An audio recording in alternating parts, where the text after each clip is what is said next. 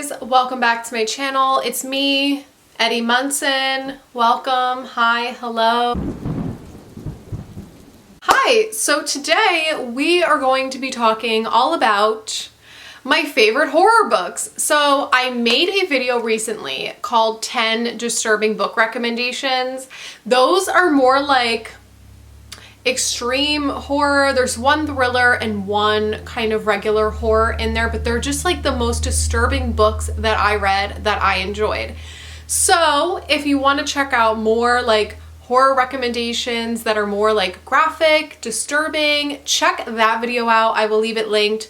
This one is going to be more like general horror that isn't super like graphic, gory, disgusting, that sort of thing. There might still be graphic, disturbing scenes in these books. I mean, hello, it's horror. So there are some like repeat authors on this list. I just started reading horror within the last few months, so give me a break, okay? So the first book that I would like to mention is My Best Friend's Exorcism by Grady Hendrix. You are going to be seeing Grady Hendrix multiple times in this video. I'm sorry. He's my dude, okay? So My Best Friend's Exorcism is the perfect book if you like Stranger Things and horror, because it is a classic 80s vibe. We are following this group of friends where they go out one day and the next day the one girl is not the same. She's possessed.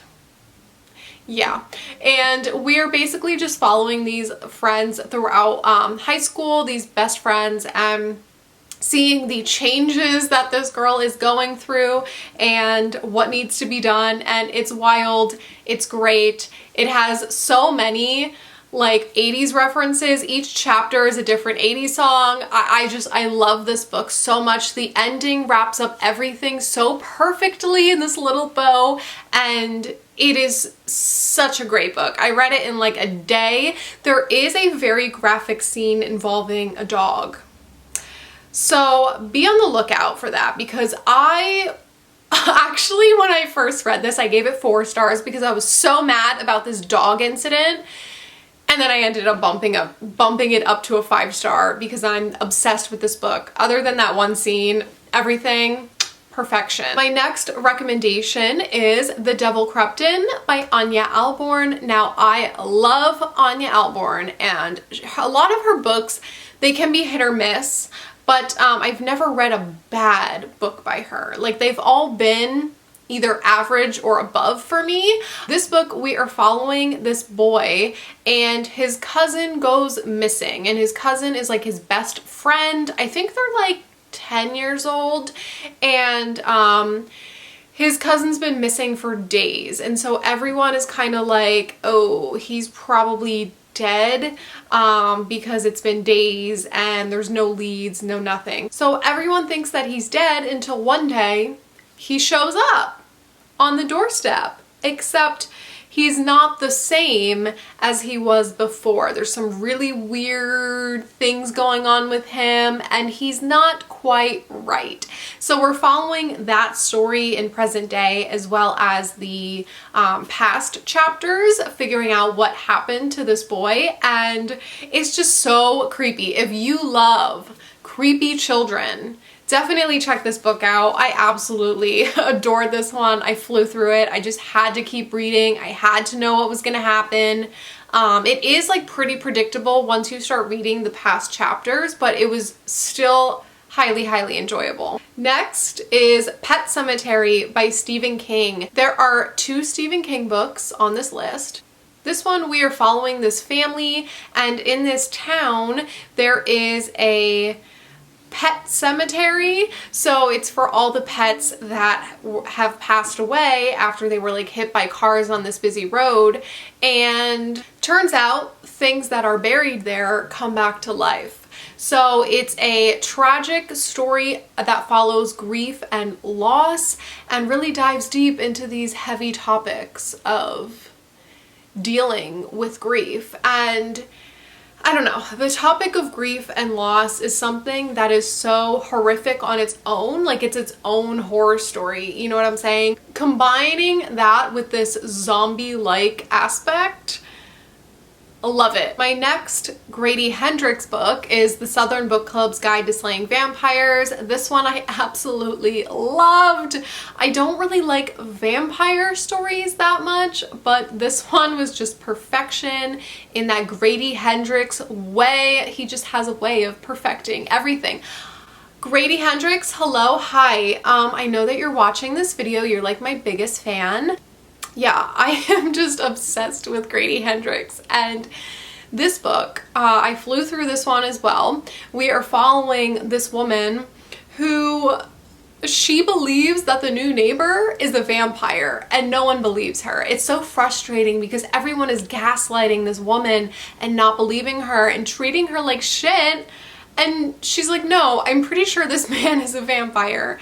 And she's in this book club and she's trying to convince the other ladies in the book club that this neighbor is not who they think he is. So what goes on and what happens and what they do is so wild. Absolutely adore this book.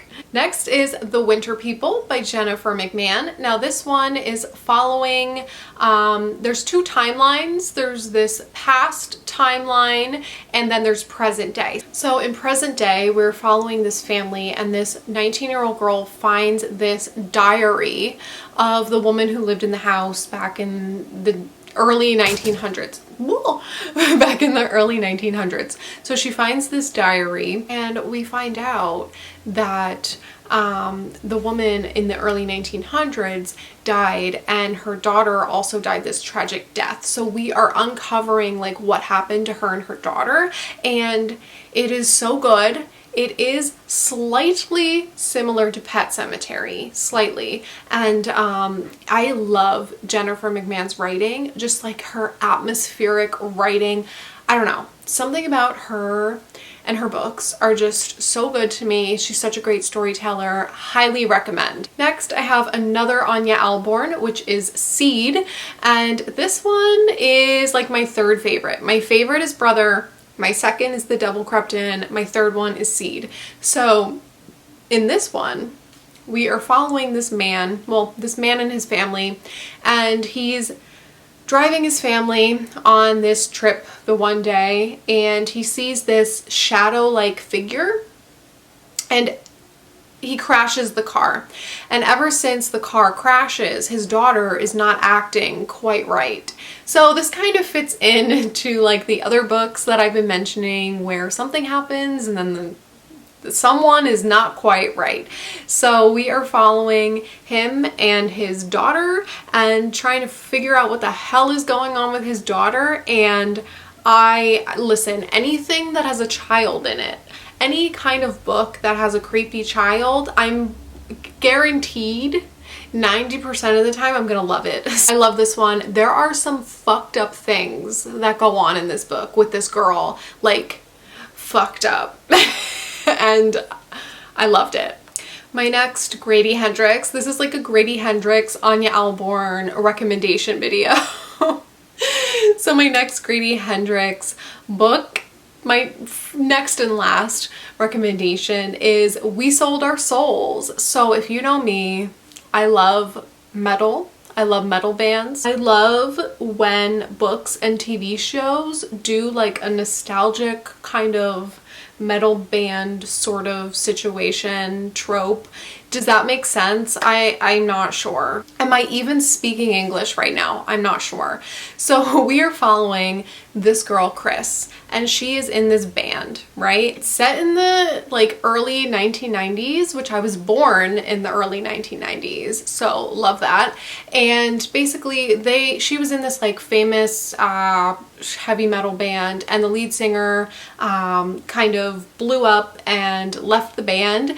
And so now present day, she is just like broke, working in this hotel, which, fun fact, this actually takes place exactly in my hometown.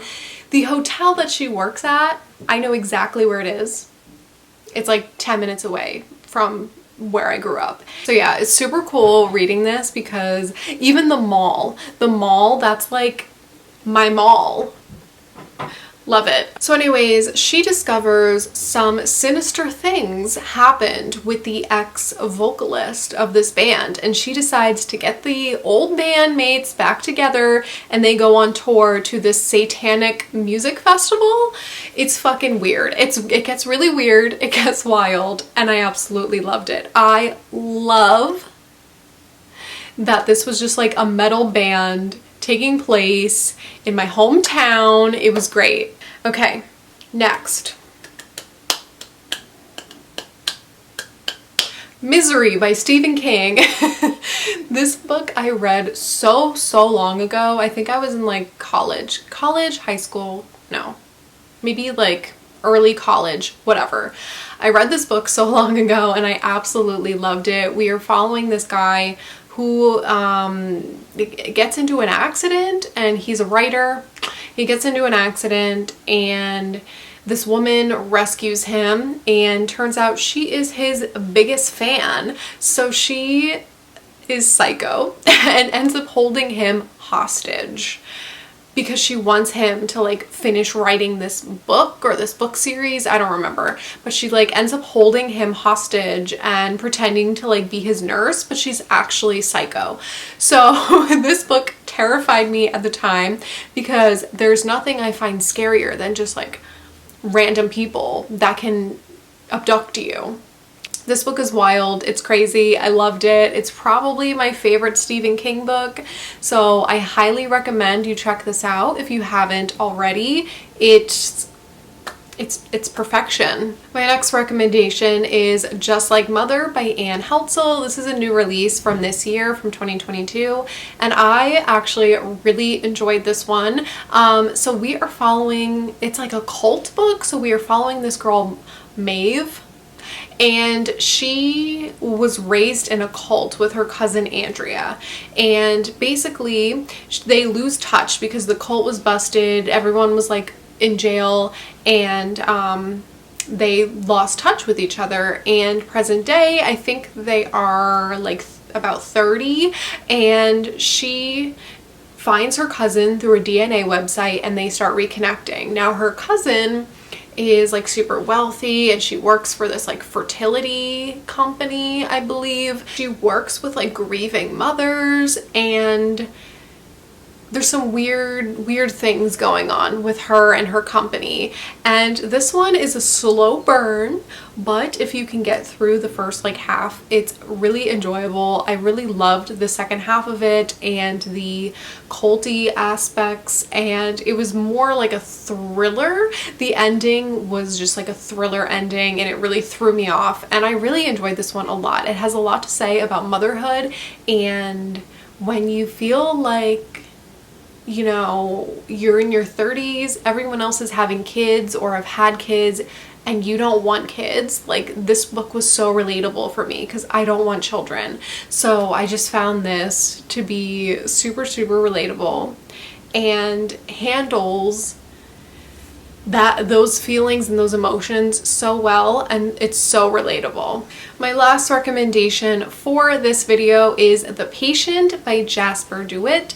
This one is a short book. I read it in one sitting. It's about this guy who there's this patient at the psychiatric hospital, and everyone is afraid to go into this man's room because they're afraid of him. They think he's possessed. They think he's haunted. There is something going on with him, you know, far more than mental illness. So everyone is afraid to go in his room other than the one psychiatrist, and he's like, okay, I'm gonna go in his room and I'm gonna try to talk to him, and I'm gonna try to, you know, work with him and figure this out because no one else will do it. Kind of reminds me of The Silent Patient, but make it horror. And this one was just super quick, fast-paced, easy read, and it was so enjoyable, and I really just ended up really liking where this went. I know some people didn't like where it went, but I did. It was a wild, fun time, and I love short like horror books. I feel like horror is such a good genre to read just like short books from, you know? Sometimes if there's a horror book that's too long, I'm just like, no. Because it can be done so much better if it was shorter, in my opinion. But this one I just really ended up enjoying, and I don't want to say too much more about it. So yeah, those are my 10 horror book recommendations that I loved. Hopefully you love them too. If you loved any of these books, definitely let me know, and hopefully you check them out if you haven't read them already, and definitely subscribe to my channel because I'm going to be filming more parts to this video in the future, and I'll see you in my next one. Bye!